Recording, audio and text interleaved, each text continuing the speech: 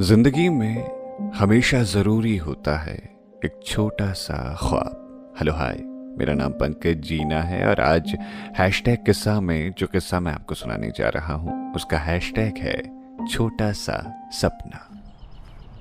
मैं रुचिता से सालों बाद मिल रहा हूं। इंटरनेट की इस दुनिया में कुछ दिन पहले मेरे इंस्टाग्राम पर एक मैसेज आया था। ये मेरे उस गुजरे वक्त की याद दिला गया जो कहीं पीछे छूट गया था। स्कूल से जुड़े हुए कितने ही लोग होते हैं आपके साथ। मेरे साथ भी बहुत ज़्यादा लोग नहीं हैं, लेकिन बीते कुछ दिनों से जो लोग कहीं दौड़ में बिछड़ गए थे दोबारा मिलने लगे। लॉकडाउन की इतनी तो मेहरबानी हुई है कि लोगों ने अपने पुराने रिश्ते दोबारा तलाशना शुरू कर दिए। रुचिता का जिक्र आते ही मुझे इंटर कॉलेज की याद आ गई। साल 2010 में 10वीं पास करके हम नए 11वीं में गए थे। उन दिनों 10वीं में अच्छे नंबर लाने का मतलब 11वीं में साइंस लेना होता था। मुझे इतिहास पढ़ना अच्छा लगता था और मेरे समाज को फिजिक्स और केमिस्ट्री।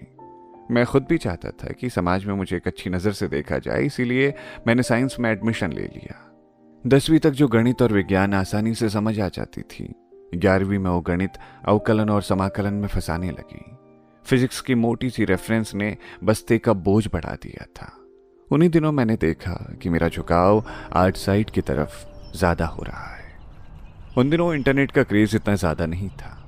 लड़के और लड़कियां तब भी प्रेम में पड़ते थे, लेकिन कहने से डरते थे। मेरा मन जब विज्ञान की किताबों में नहीं लगता था, मैं आर्ट साइड की तरफ हो आता था। आर्ट साइड वाले तब ऐसी नज़रों से देखे जाते थे कि वो ज़िंदगी में कुछ ख़ास नहीं कर पाएंगे। अब आईएएस पीसीएस के बारे में उस वक्त मेरा शहर सोच नहीं पाता था। उस इंटर कॉलेज में तो ये ख्वाब भी देख पाना मुश्किल था कि ज़िंदगी में कुछ ढंग का किया जा सकेगा। हमारे कॉलेज से कुछ सालों पहले एक लड़का साइंस साइड से था, विजय नाम था उसका। उसने 12वीं के बाद एनडीए का एग्ज़ाम निकाल लिया था। तब से ये प्रथा प्रचलित हो गई थी कि करने वाला तो कुछ भी कर सकता है, बस उसकी साइंस साइड होनी चाहिए। मैं भटकने लगा था। मन था कि अब कुछ ऐसा किया जाए जो सबका ध्यान अपनी तरफ खींच ले। मैं अटेंशन सीकर था।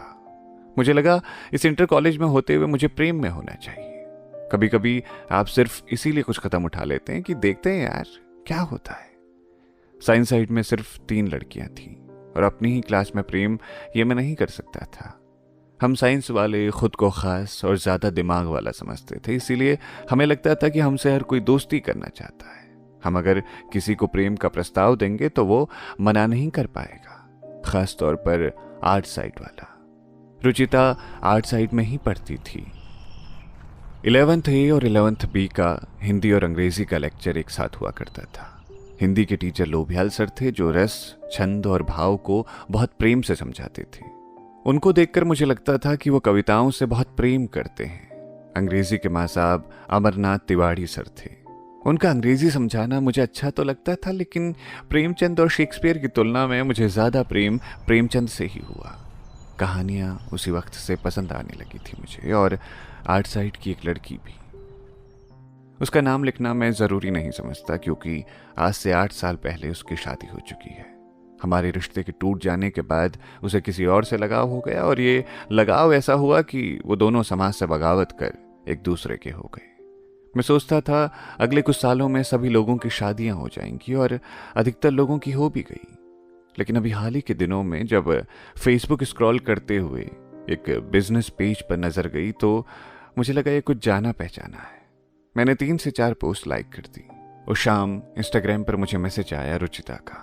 पता चला वो आम सी लड़की जो आर्ट साइड में अपनी एक अलग दुनिया में खोई रहती थी, जिंदगी की मुश्किलों से लड़कर खुद का एक स्टार्टअप शुरू कर चुकी है।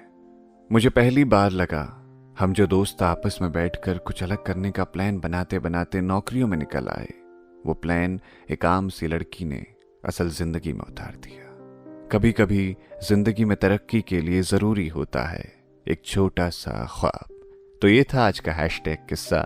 सुनते रहिए रेडियो सिटी। मेरा नाम है पंकज जीना।